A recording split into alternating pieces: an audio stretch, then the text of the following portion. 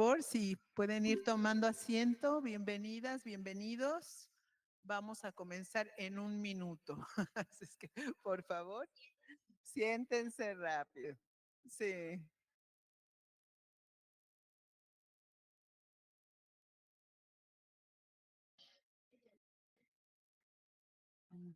¿Qué?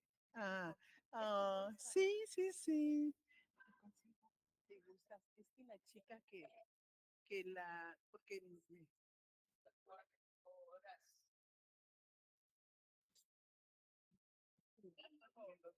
fue la que lo vio, ella me puso.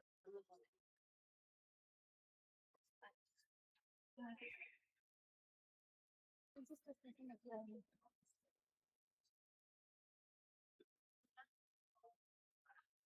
ahí en la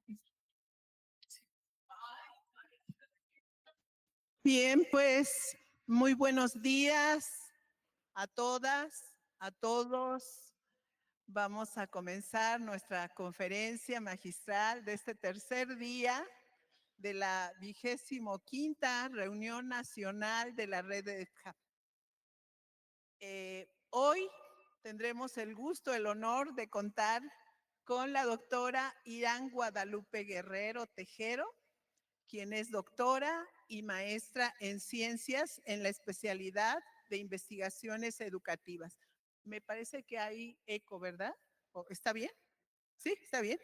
Sí, por el Departamento de Investigaciones Educativas del Centro de Investigación y de Estudios Avanzados, DIE-CINVESTAF, licenciada en Educación por la Universidad Autónoma de Yucatán.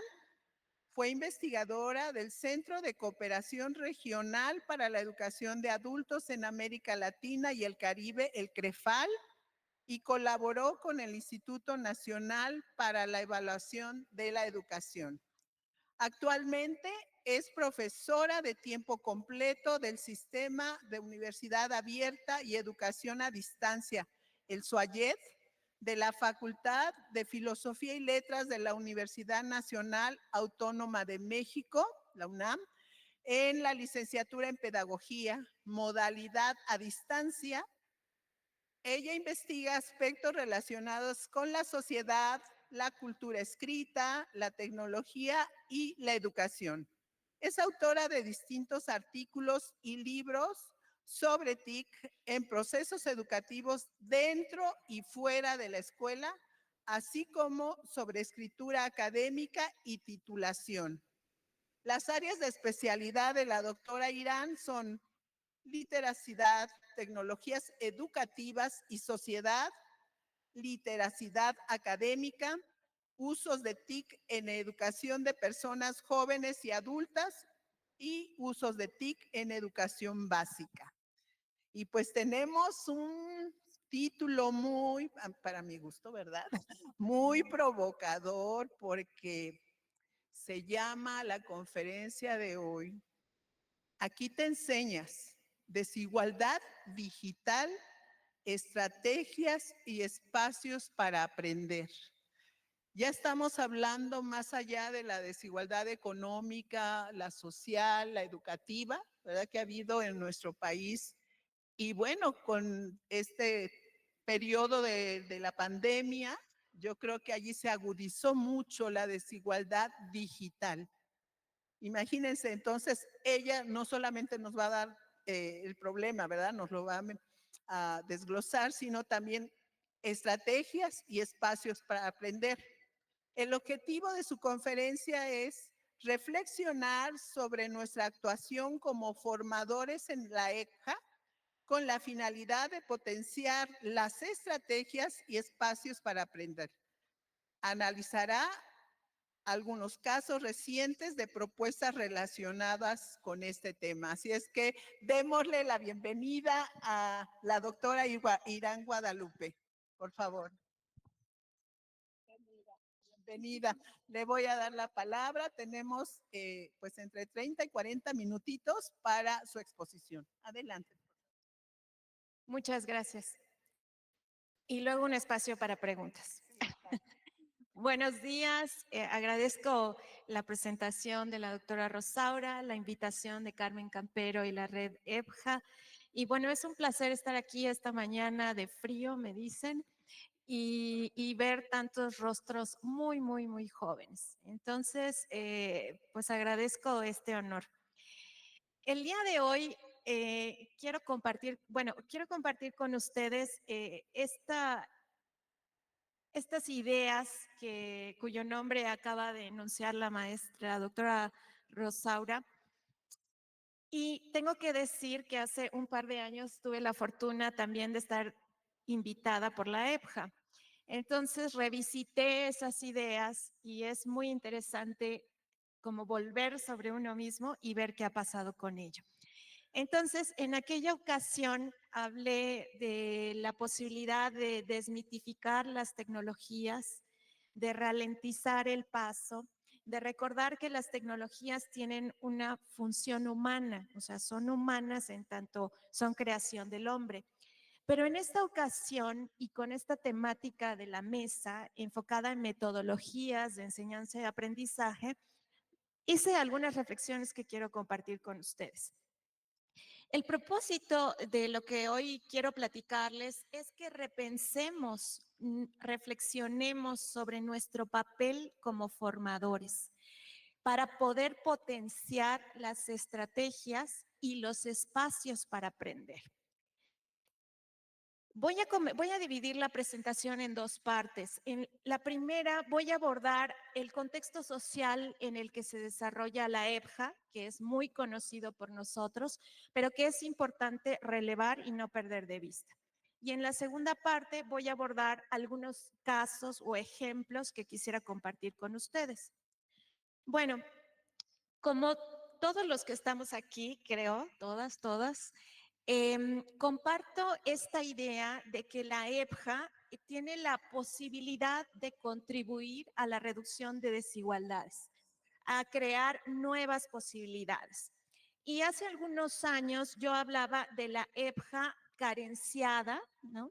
A una EPJA, la importancia de transitar a una EPJA potente y potenciadora. Todo esto que parece muy simple viene porque, como ustedes saben, la EPJA tiene muchos retos, ¿no? César Picón, en un libro que está por publicarse, hace un recuento de estos desafíos, bueno, él y los autores del libro, y a través de diferentes capítulos nos recuerdan la necesidad de impulsar decisiones políticas en la EPJA, de fortalecer la formación de quienes la ejecutan, de demandar a los gobiernos la asignación de recursos, de fortalecer el trabajo colaborativo entre los países, de repensar los procesos, si es de escolarización, de educación o de certificación, de visibilizar el trabajo de la EPJA y fortalecer la vinculación e incluso la investigación sobre los procesos. Yo creo que quien no esté de acuerdo levante la mano, pero estos son en síntesis los retos que enfrentamos. Pero además se añade que no estamos solos en el desierto, ¿no? Que somos muchas líneas, muchos espacios, muchas asociaciones y grupos que estamos en un complejo social impresionante. Tuve la oportunidad de seguir a distancia el día de ayer y escuchaba a los estudiantes y mencionaban problemáticas de inclusión, de contextos sociales afectados, es decir, la migración, un escenario que realmente plantea desafíos importantes. Y cuando escuchaba, no pude evitar pensar en un filósofo tecnocrítico, que es Eric Sadin, que puede sonar pesimista, pero él dice que como seres humanos que ya llevamos tantos años en esta tierra, tendríamos que ser más sabios ahora, ¿no? Y no al contrario. Pero lo que dice Sadin es que estamos pagando cara nuestra indolencia, dice, de no habernos enfrentado más como deberíamos haber hecho, ni haber defendido lo que nuestros abuelos y bisabuelos habían obtenido en dura lucha, renunciamos a ello, así como a mostrarnos inventivos y audaces para imaginar vías divergentes, capaces de hacernos más presentes en esta vida. Retomo esta idea de Sadin porque, especialmente tratándose de un auditorio muy joven, me parece importante retomar este posicionamiento político, ¿no? Adriana Puigros señala que la educación es un vínculo político, ético, ¿no? Educar implica una decisión política porque estamos formando seres humanos que toman un lugar o aspiramos a que tomen un lugar en este mundo. Entonces, cuando leemos a Sadin, a lo mejor podemos decir, ay, pero ¿por qué dice eso? ¿No? Yo no me veo así. Pero quiero mostrarles esta imagen y que quisiera invitarles a que piensen, cuando ustedes van en el transporte público, yo hasta hace algunos años veía mucha gente leyendo, ¿no? Leyendo libros. Y ahorita, ¿qué vemos? Casi todos estamos, ¿no?, ensimismados en el celular. Entonces, estamos aislados frente a las pantallas. ¿Por qué todo esto? Pues estoy hablando de desigualdad digital y porque este aislamiento frente a una pantalla, este filósofo nos dice, bueno, estamos enfrentando condiciones de vida adversas, que ya mencioné, pero estamos consumiendo frenéticamente tecnologías digitales.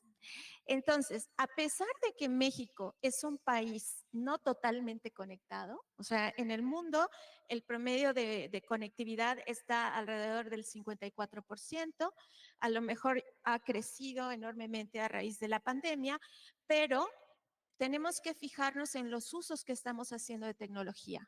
Estamos consumiendo, ¿no? Consumimos Facebook, consumimos Instagram y además plantea Sadin que estos recursos y aplicaciones tienen un efecto catártico.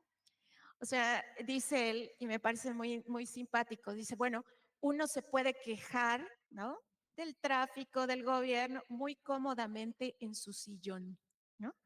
Entonces, el activismo se reduce a una catarsis en una red social que genera recursos a ciertos empresarios, pero ¿dónde nos deja a nosotros? ¿Realmente estamos haciendo algo con esa catarsis? Entonces, Sadin nos habla de este repliegue que estamos ensimismados en nosotros mismos, que nos creemos parte del curso del mundo, dice, mientras aporreamos sin cesar el teclado, aislados frente a la pantalla. Entonces dirán ustedes, bueno, qué pesimista. Y yo también digo, ay, Irán, ya te estás poniendo pesimista.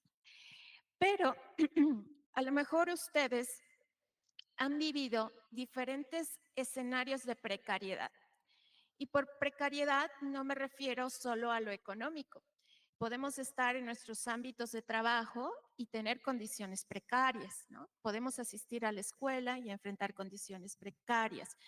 En la vida, constantemente, en algún momento, nos enfrentamos a vivir de manera precaria. Pero hay una postura que me parece muy interesante de Sadin, de otros autores, Puy de la Bella Casa, que dice, bueno, el asunto, los problemas no van a desaparecer. La precariedad tampoco va a desaparecer. A pesar de que la EBJA o muchas otras iniciativas pretendan contribuir a reducir esa precariedad, la realidad es que no va a ocurrir. Entonces, un par de autores hablan de que las estadísticas, o sea, si yo les cito estadísticas, bueno, se redujo la pobreza en tanto, ¿no? Sí, pero son estadísticas y nos proporcionan una imagen fija de la situación, pero no nos están hablando de los procesos que ocurren para que la gente nosotros, enfrentemos la precariedad. Es decir, si tenemos un salón de clases donde hay niños migrantes, donde hay niños que hablan lenguas, ¿no?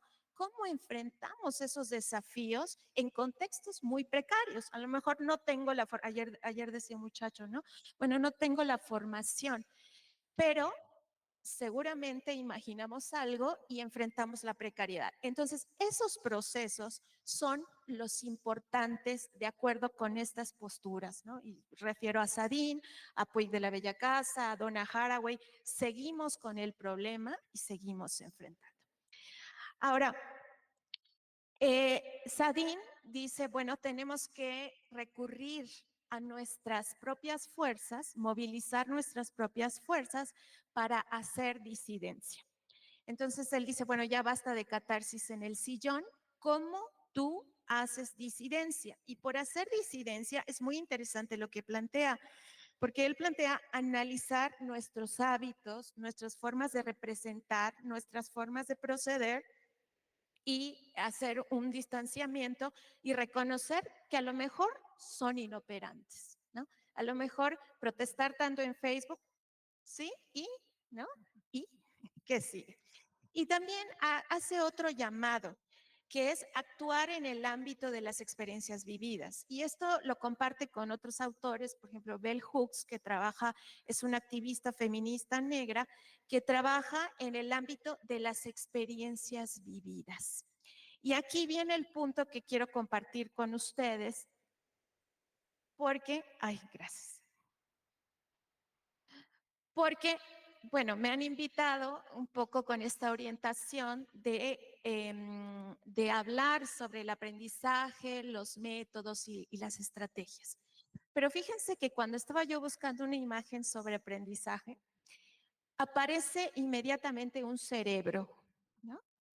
Entonces, Bell Hooks justo nos habla de esa escisión, esa división, que pareciera que cuando nos referimos a aprendizaje estamos pensando únicamente en lo que ocurre aquí.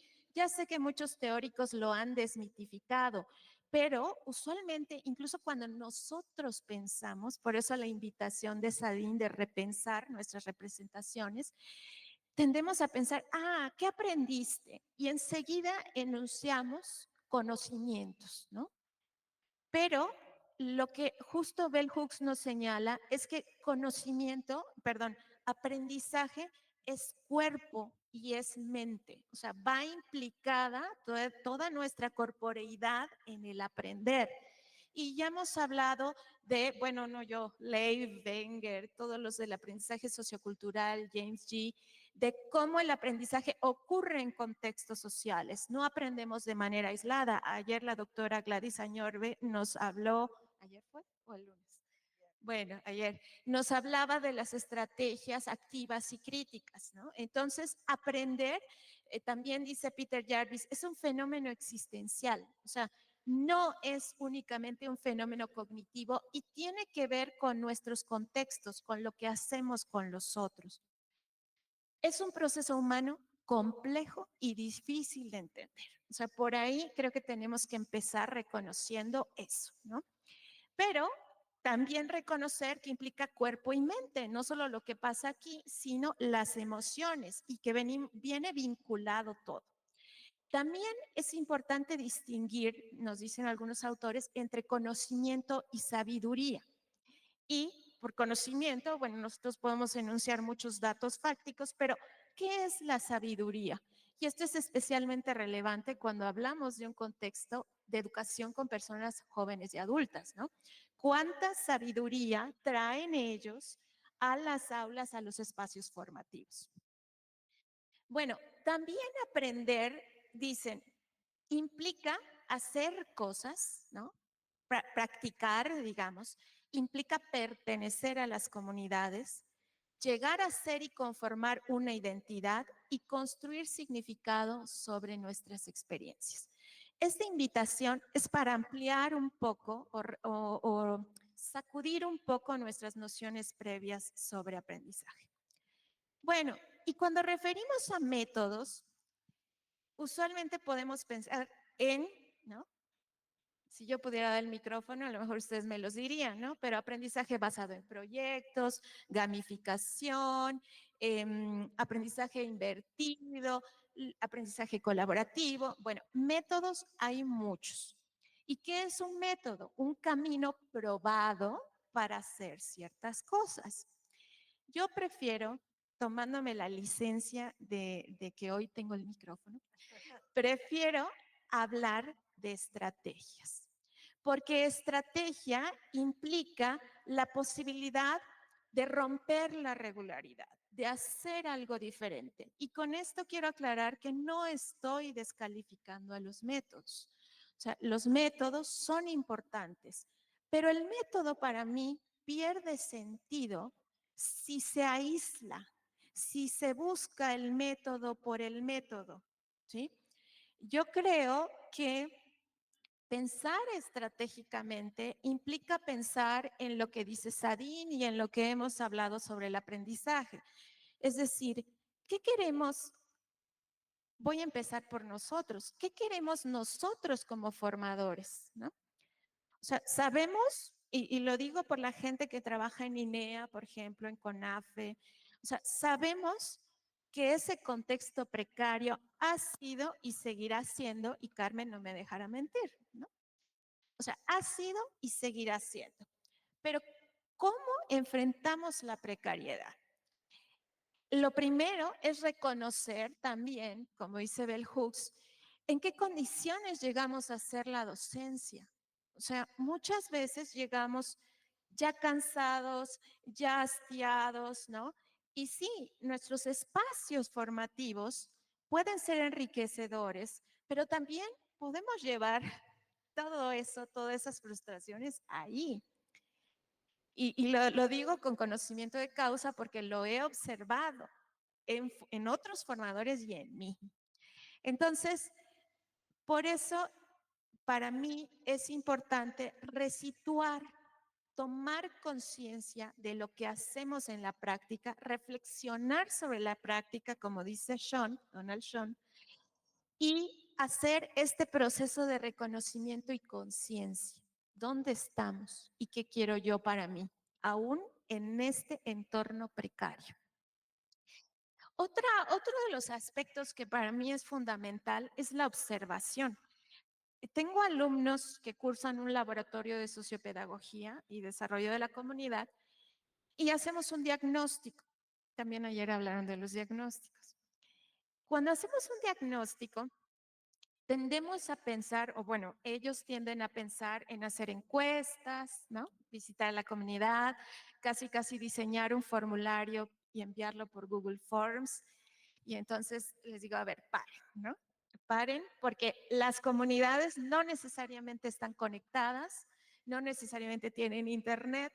O sea, conoce primero tu comunidad y después piensas en los medios. Entonces, yo les hablo de los ojos etnográficos. También me remito a estos autores porque en los últimos meses he estado con ellos en el sentido figurado. Y Bell Hooks hablaba de los niños y las niñas negras. Y entonces, antes de que los negros pudieran asistir a las escuelas blancas, ella decía, las maestras negras depositaban en los niños las expectativas de sacar adelante a la comunidad negra. Y entonces hacían una educación comprometida justo porque conocían los entornos de los niños negros. Sabían qué podía funcionar, qué no podía funcionar, ¿no? Y esto viene a mi mente porque cuando somos formadores en cualquier nivel, tendemos justo a separar eso que les decía, mente y corazón, pues también separamos lo que ocurre dentro y fuera de la escuela.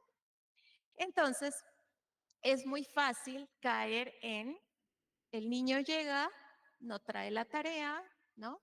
Y no sabemos qué ocurre. Hay un libro muy lindo que se llama justo Ojos Etnográficos y es muy interesante porque cuando los formadores van al entorno de los niños, ven que son niños mexicanos migrantes que viven 13, 10 personas en un departamento, ¿no? Y que no hay un espacio para estudiar. Guay, no se están riendo de lo que pasa allá o de la conferencia. Si no, nos invitan. Bueno, entonces se da cuenta de que no hay espacios para estudiar y que no hay condiciones para estudiar. Y a lo mejor ustedes viven esto en el día a día, ¿no? O sea, tenemos entornos difíciles, precarios.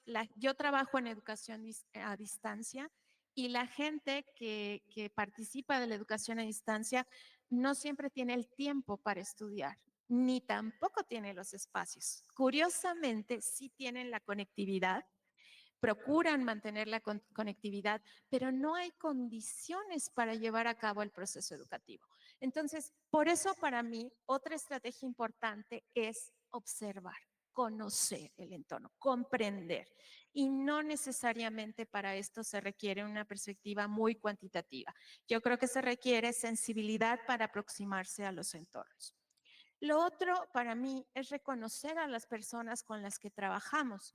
Hace mucho tiempo una investigadora me dijo en un foro, ¿y por qué no les preguntaste cómo estaban?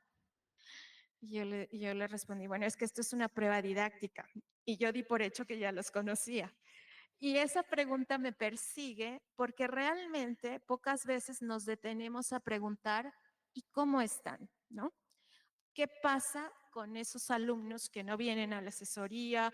¿Qué pasa con esos adultos que se van de los círculos de estudio o de los programas de alfabetización? ¿No?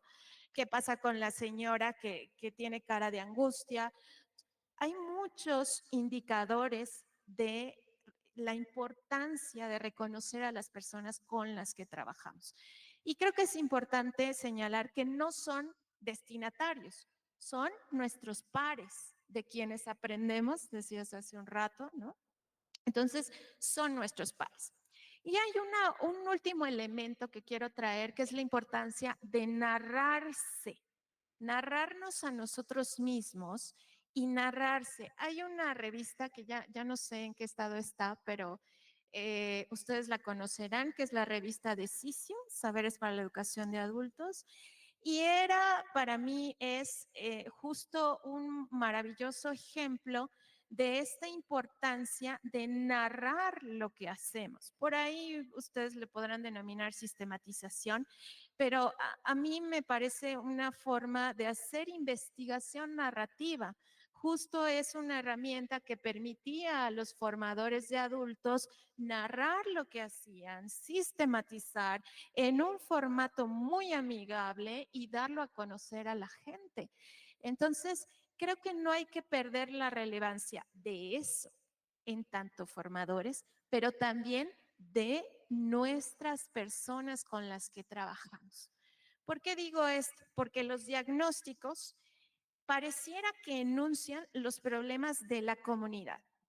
Y es cierto, yo creo que hay que construir mundos comunes, pero también, ¿dónde queda la voz de lo individual? ¿Dónde quedan las problemáticas de X, Z y Y? ¿Qué grado de personalización puede haber en un diagnóstico? Por eso creo que es importante como estrategia abrir las vías para que la gente se narre. Llámese formadores, llámese participantes.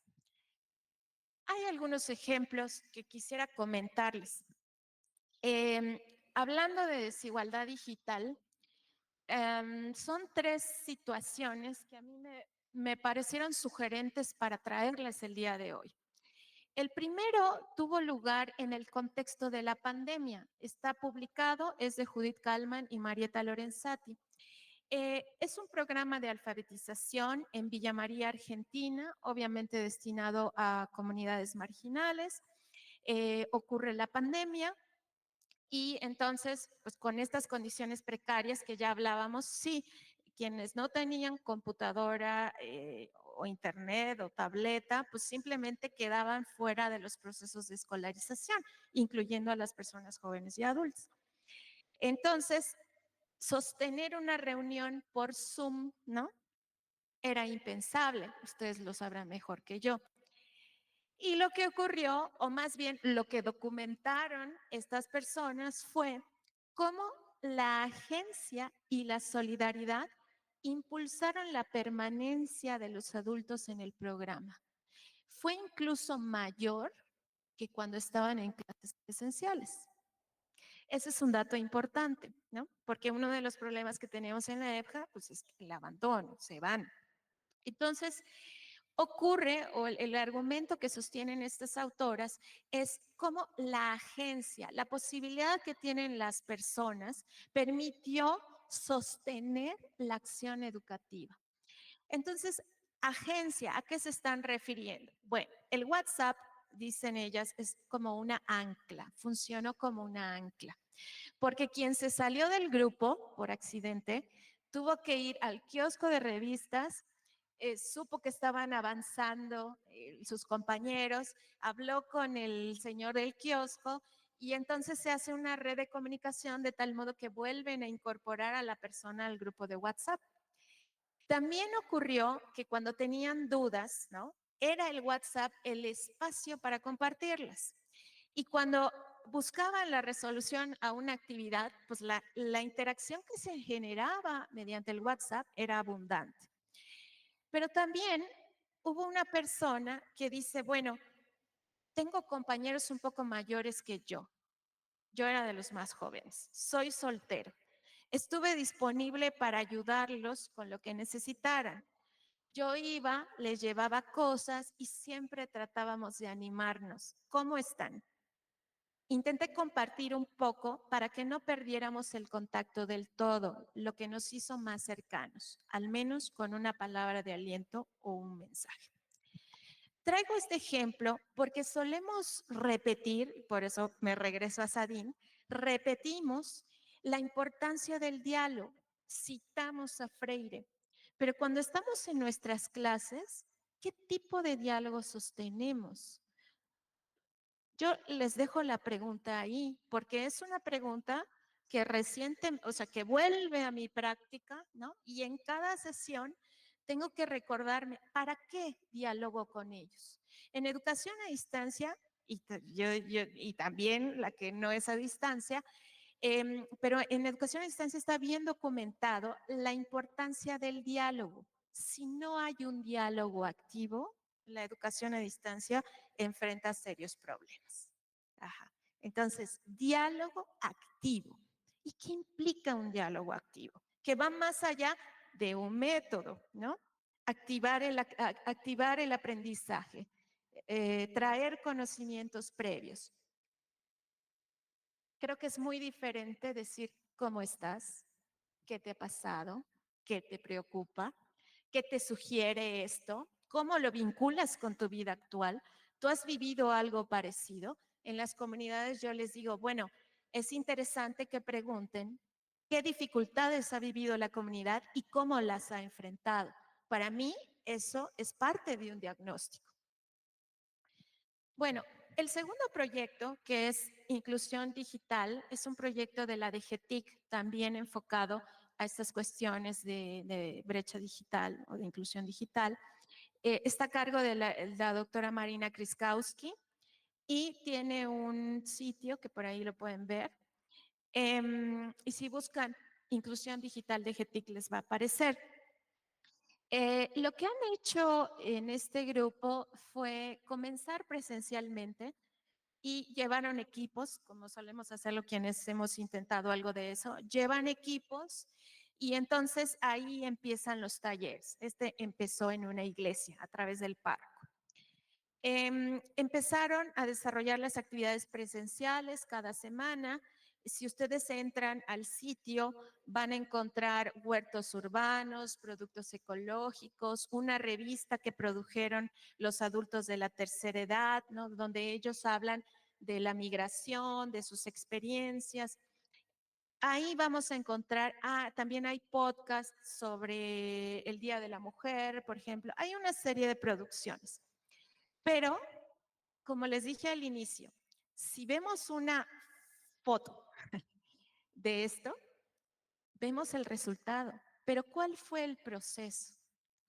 Entonces, uno de los aspectos que me parece a mí más relevantes que quise traer con ustedes es lo que dicen dos formadoras. Bueno, la otra está en proceso de titulación, todavía no está publicada su tesis, pero de esta persona, Lulú, como formadora, como facilitadora, reconoce la voz de las que participaban. Entonces, por ejemplo, Luz, una señora, son adultas mayores de escasa escolaridad. Luz le decía cuando iban a hacer un podcast, le dice, bueno, yo nunca he hecho algo así, no he grabado mi voz, pero si ustedes me ayudan, sí me gustaría.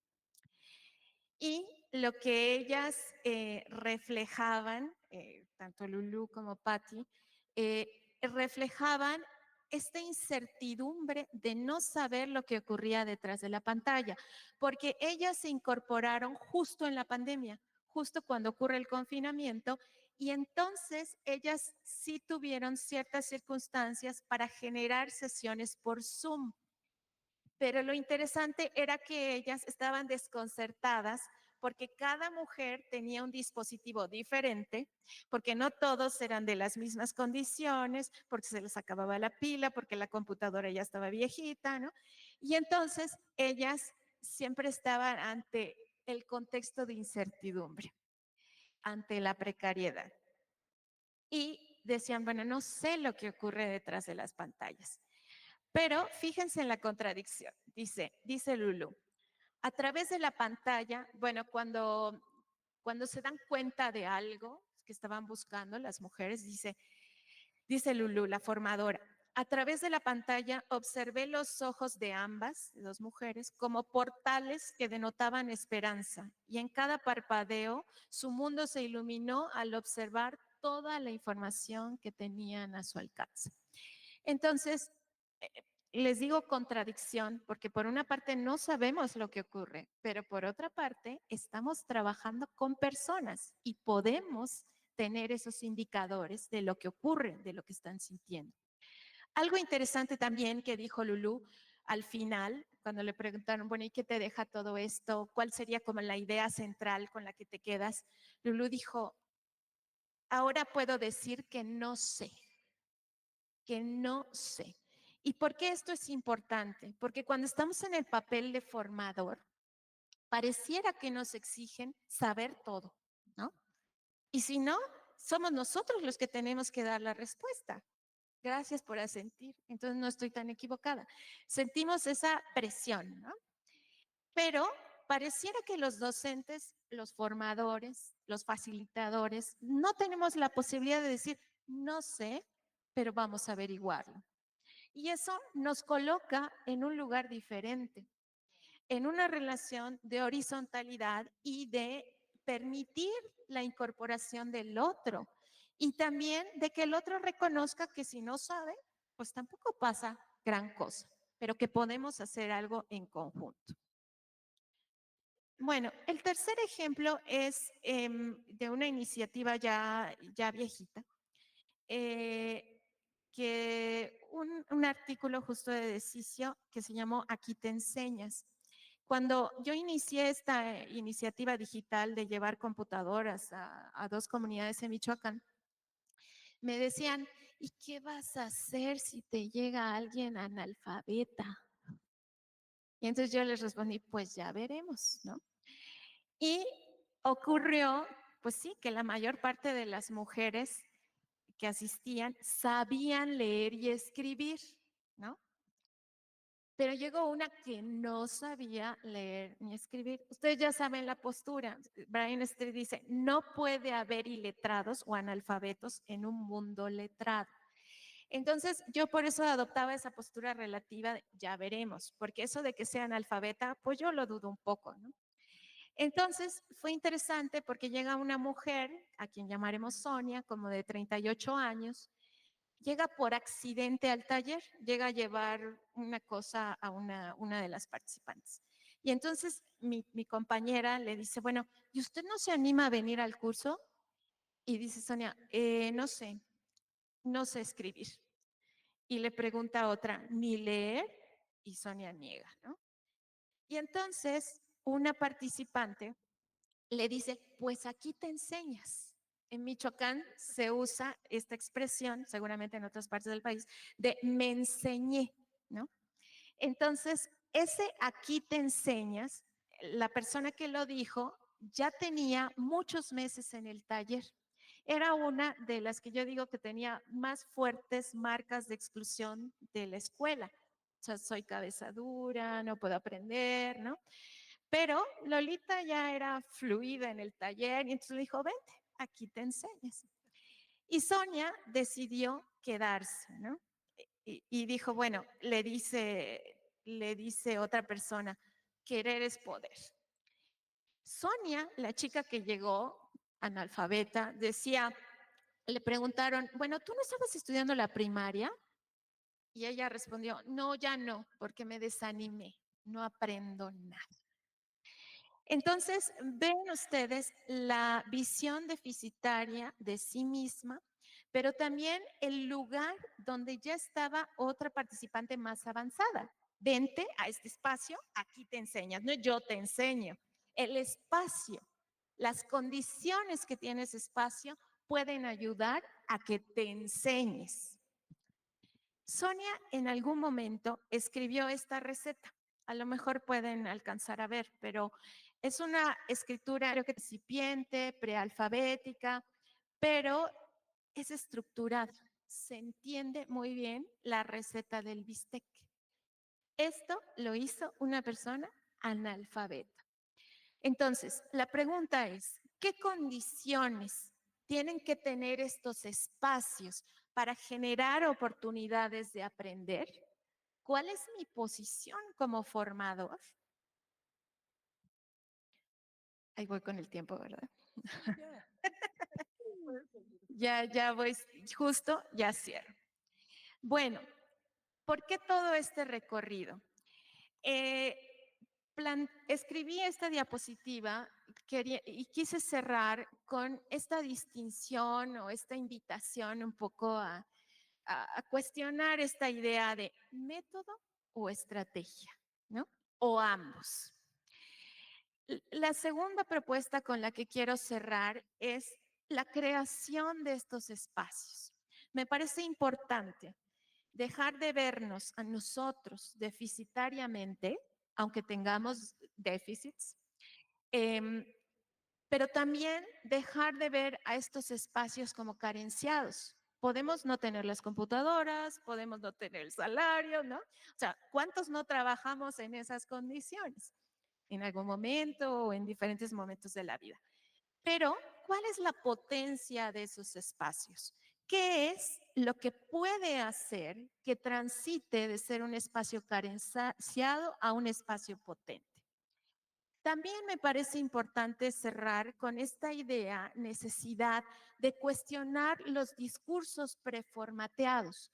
Muchas veces piensen ustedes en, hay que promover aprendizajes significativos, hay que buscar la calidad de la enseñanza. ¿Y eso qué significa? O sea, ¿cuáles son los indicadores concretos de un aprendizaje significativo? Decía un profesor muy querido, ¿cómo ves que hacen sinapsis las neuronas en los ojos de tus alumnos? ¿No? Entonces, sí es importante cuestionar los procederes, las ideas, lo que hemos internalizado. Creo que tenemos siempre algún momento en nuestra vida, como llámese pandemia, llámese crisis personal, llámese duelo, lo que fuere, que nos hace movernos. Ojalá esta plática en algo contribuya a eso. También me parece central documentar las experiencias vividas, como dice Bell Hooks, por contradictorias que sean, ¿no? Aún si una experiencia, una propuesta, un proyecto que yo desarrollé no funciona o no funciona como yo lo esperé, es importante documentar, analizarlo, discutirlo con otros. Y finalmente, sí creo en una EPJA, yo sí reivindico la idea de una EPJA atrevida, le escribí, atrevida, imaginativa, conectada, híbrida, multimodal, porque tenemos que apoyarnos en muchos recursos y modos de comunicación. Una EPJA inclusiva, ¿no? Pero que sea un instrumento estratégico para la aceptación de la realidad multicultural de nuestros países. Y también creo en la necesidad de generar espacios donde se construya el poder de decisión y la posibilidad de hacer disidencia. No podemos dejar esto ni a las tecnologías, ni a la inteligencia artificial, ¿no? Tenemos que repensarnos en colectivo, en nuestra posición en el mundo y en lo que queremos para nuestros educandos. Muchas gracias.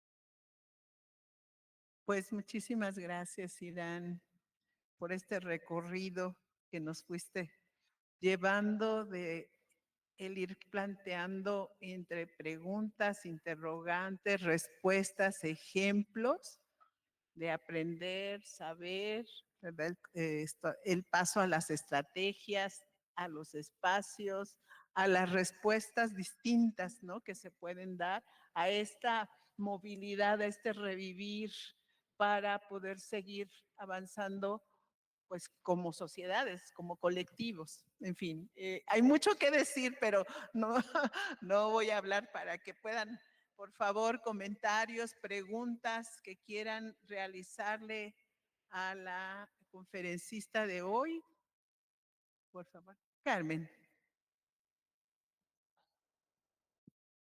Sí, pues gracias, Irán, y felicidades. A mí me gustaría que ampliaras la idea de hacer disidencia, porque yo pensé hacer incidencia.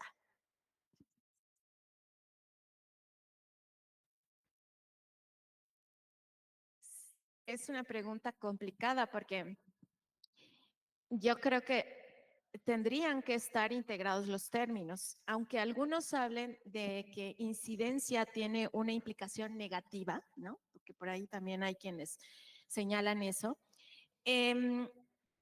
Hacer disidencia tiene que ver, para mí, justo con cuestionar estas representaciones y movilizar otro tipo de acciones que tiene que ver con lo que estás diciendo, Carmen, o sea, incidir, ¿no? Y cuando uno piensa en incidir, a veces suele pensar como en grande. Bueno, en la experiencia que tengo, los años que he vivido, son los pequeños cambios los que inciden. Cuando estas mujeres dicen, no eres tan inteligente computadora, o sea, esa frase me acompaña porque eh, tardaron mucho en reconocer que la inteligencia no está en el aparato. Y aunque nos digan que es inteligencia artificial, realmente está alimentada, o sea, hay una alimentación de inteligencia humana. Entonces, tiene que ver, yo creo que están estrechamente relacionados, eh, pero no, yo personalmente creo que tenemos que ser cuidadosos a que muchas veces tratamos de incidir sin cuestionar. Por eso la importancia de entender disidencia como cuestionar esto preformateado de lo que nos hemos apropiado. Muchas gracias. Antes de dar la palabra a alguna otra persona del público de quienes estamos hoy por aquí, voy a mencionar que están por Facebook, nos mandan saludos. Miriam Mónica Bustos Rodríguez, presente de la UPN 123 de Iguala Guerrero. Ya sabía, sí. Jazmín Gómez, bueno, nos da los buenos días.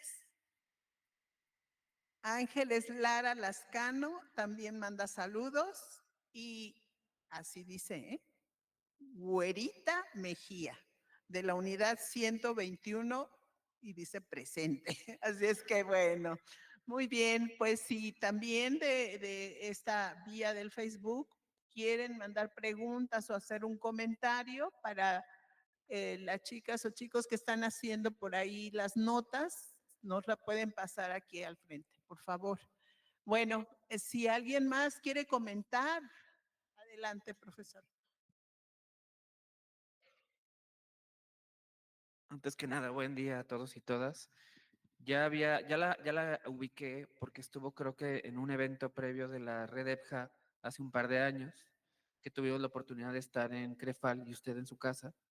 Si mal no recuerdo, su casa tenía de fondo como un mueble blanco, así como un librero. Y me acuerdo mucho de esa imagen, no sé por qué. Sabe que ahora mismo coincido mucho con algo de lo que comenta. En mi caso soy facilitador en línea y fui coordinador de la licenciatura en Educación e Innovación Pedagógica en la Unidad 011 de la UPN, pero también he colaborado en otros proyectos, como por ejemplo la licenciatura en Docencia de la Danza Folclórica Mexicana, que es una iniciativa en modalidad mixta, donde las y los estudiantes iban a Aguascalientes en verano y el resto del año lo hacían en su casa. Y con esto que comenta de narrar y de escribir y registrar las narraciones, nunca voy a olvidar el caso de Francisco Pimentel Sotelo, de Iguala, Guerrero, que él estudiaba con nosotros, él trabajaba en una comunidad a 10 horas de Iguala y él descargaba los materiales para poderlos trabajar en la comunidad, porque ahí no había internet, una comunidad donde mucha gente se dedicaba al cultivo de la amapola, donde era muy común que las niñas desaparecían, y él como maestro de una telesecundaria tenía que lidiar con eso y también con hacer sus actividades de la licenciatura que estaba estudiando. Ya terminaba su jornada y su semana, regresaba a Iguala y mandaba sus tareas. De esta forma estuvimos colaborando con Francisco 4 años y me llamó mucho la atención la importancia que tiene la educación en línea porque abre las posibilidades para gente que no las tenía de otra manera. Y tampoco se me va a olvidar el caso de una chica que se llamaba María de Jesús, que ella es de Campeche y que por cuestiones de la vida, o sea, su familia, hijos que tiene, pudo sacar estudios de licenciatura y ser la primer licenciada de una familia de 3 hermanos. Entonces, con relación a lo que nos comparte, visualizo esta importancia de ver en la tecnología como una posibilidad. Si bien es cierto el no tener tecnología genera desigualdad, y los momentos de pandemia lo demostraron, sí hay proyectos que dan certeza a que tratando de incorporar algunas tecnologías se pueden abrir puertas para muchos y muchas. Y aquí me acuerdo mucho de un proyecto en una comunidad de Aguascalientes que se llama El Mar Negro, así se llama, de un municipio de Asientos, Aguascalientes, donde logramos que ancianos se lograran interesar por el uso de la tecnología usando Skype para poder conocer a sus nietos que vivían en Estados Unidos.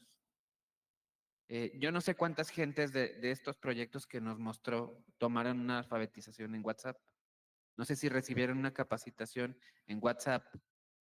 Yo creo que este tipo de herramientas son a veces tan intuitivas, que pueden ser útiles. Y así como el caso de esta chica que llega al proyecto con usted y que no sabía leer y escribir, pues luego hay maneras en que decodificar los signos y los iconos de las aplicaciones también suelen ser de mucha empatía. Entonces, bueno, creo importante para los retos de esta EBJA identificar que es necesario visualizar el uso de la tecnología de la Internet como un derecho humano y que finalmente puede facilitar cosas. Que como dice Julio Cabero, usar tecnología es un arma de 2 filos. O sea, tú puedes llegar con toda tu planificación utilizando recursos tecnológicos y no hay Internet y todo se puede venir abajo. También la tecnología potencia cosas. Entonces creo que ese es un tema que debemos de traer a la mesa y debe ser una agenda también ya de los temas de la EBJA, porque también este asunto de la alfabetización digital es necesario. Alguien que tiene acceso a la tecnología y que la sabe usar, tiene muchas ventajas de quien no la tiene. Entonces, gracias por compartir este tema y ojalá que nos veamos nuevamente. Gracias.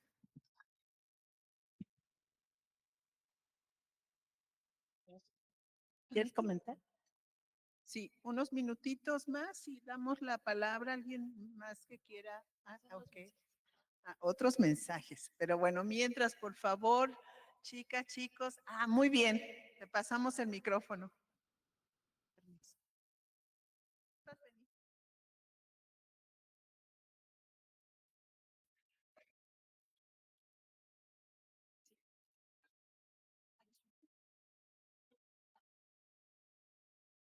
Hola, buenos días a todos. Yo me quedé con la duda de los métodos de enseñanza y aprendizaje. No sé si me podría explicar qué es la gamificación, por favor. Claro. Bueno, primero agradezco la intervención del profesor y rápidamente quiero mencionar que hay muchas posiciones sobre tecnología, ¿no? No me quise concentrar en eso esta vez porque, bueno, se habla de la tecnología como mediadora, como recurso. Bruno Latour habla de ella como actante, que es una de las figuras que a mí más me gustan porque justo la plantea dentro de una red, ¿no? Donde hay recursos, y esto también lo plantea Mike Warshauer, o sea, es solo una parte de la múltiple configuración, donde hay recursos humanos, tecnología, aplicaciones, pero también redes sociales, no Facebook, no Instagram, sino las personas que están apoyando el uso de los recursos. Entonces, pero hay otra visión que me gusta más, que es la tecnología como portadora cultural, porque justo lo que nos permite es recopilar, reflejar, discutir, producir, reconstruir los saberes de las personas, ¿no? O sea, es bien interesante cómo la gente narra la migración por sí misma o cómo narra sus procesos cotidianos de cultivo o de producción de las tortillas o lo que fuera. Y agradezco el recuerdo. Bueno, en cuanto a tu pregunta, y me da gusto, gracias por alienta siempre escuchar a los jóvenes. La gamificación es una metodología que se basa justo en el uso de videojuegos o de símiles al videojuego para implicar a las personas en el aprendizaje. Yo la tomo con reserva, no la critico. De hecho, James G. es un teórico bien interesante que habla sobre los videojuegos y el papel que tienen en nuestras vidas. Entonces, él, así rápidamente te digo, él dice, bueno, los que diseñan videojuegos se han sentado a estudiar mucho más que los pedagogos el aprendizaje, porque conocen muy bien cómo implicar a la gente, ¿no? Y ese es el objetivo de la gamificación. Y bueno, hay muchos intentos que hacen diferentes educadores de gamificar, ¿no? Pero fíjense cómo todo, hay una lógica gamificadora, o sea, te retribuyen por comprar, tienes 5 estrellitas y dices, ay, este es el bueno, ¿no? Si es menos de 3, no lo acepto, ¿no? Y le das para que te den más puntos. Esa es la lógica gamificadora. Gracias, gracias. Hay una persona más y bueno, parece que dos, solo una y ya tendríamos que ir cerrando, por favor. Hay un micrófono allá. Ya se pasó. Muy bien, gracias. Muchas gracias. Queremos preguntarle a nuestra ponente, tengo esta pregunta desde hace varias ponencias, varios encuentros aquí en este evento tan bonito. ¿De qué manera se va construyendo esa currícula para los adultos? ¿Cómo le hacen los maestros para que, pues esto hay que enseñarle a los adultos? Hace tiempo se sabe que no se ha actualizado, por ejemplo, la currícula para los adultos. O sea, a veces tenemos que adecuar lo que en primaria o en secundaria regular, pues se da a los chicos, ¿no?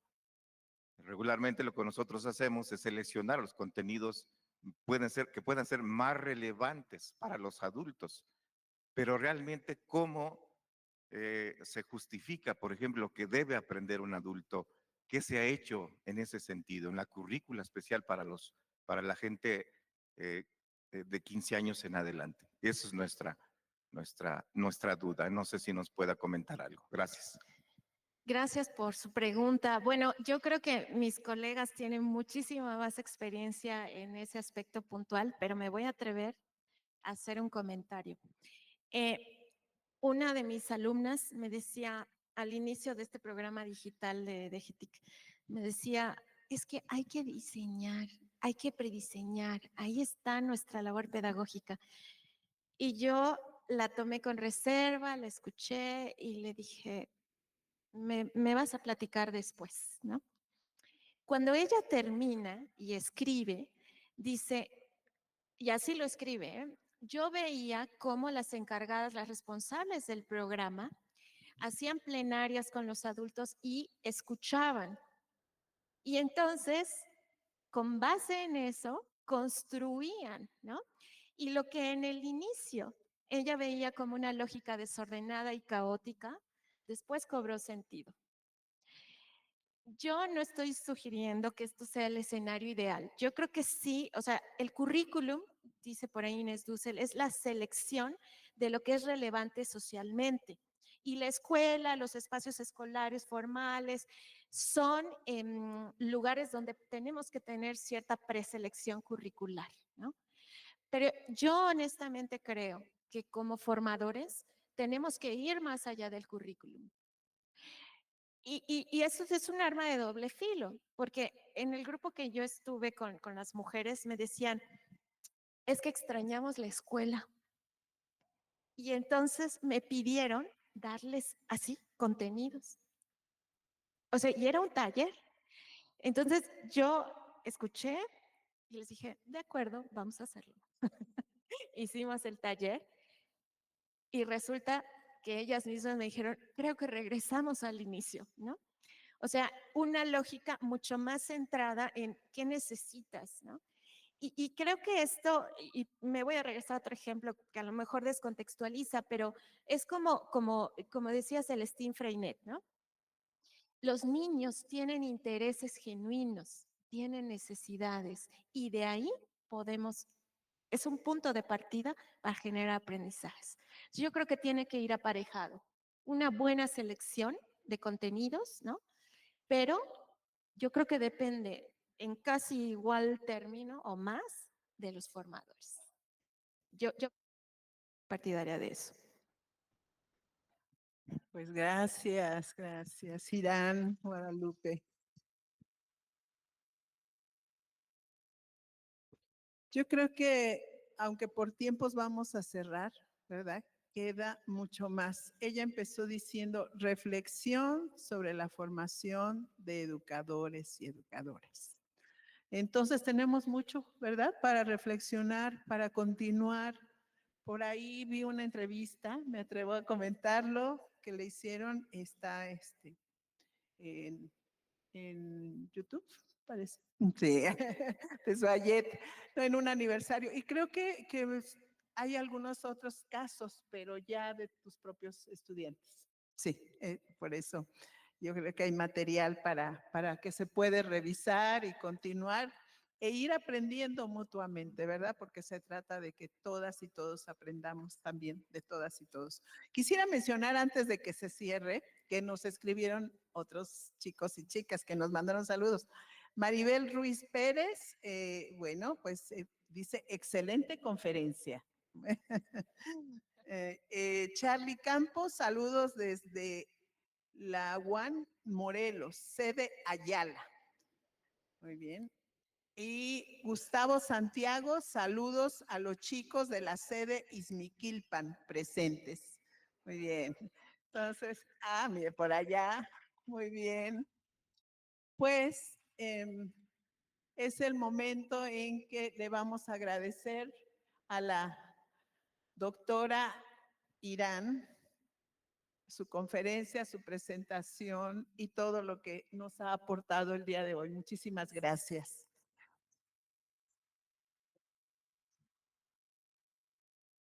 Gracias. Hay una constancia, dice Universidad Pedagógica Nacional, Unidad 131 Hidalgo, y la Red de Educación para Personas Jóvenes y Adultas otorgan la presente constancia a Irán Guadalupe Guerrero Tejero por impartir la conferencia magistral Aquí te enseñas, desigualdad digital, estrategias y espacios para aprender, modalidad híbrida, en el marco de la 25ª Reunión Nacional de la Red de Educación de las Personas Jóvenes y Adultas, alternativas metodológicas y estrategias didácticas para trabajar con personas jóvenes y adultas, llevada a cabo del 7 al 9 de octubre en esta casa de estudios. Irán, muchas gracias a ti, muchas felicidades. Gracias. Adelante.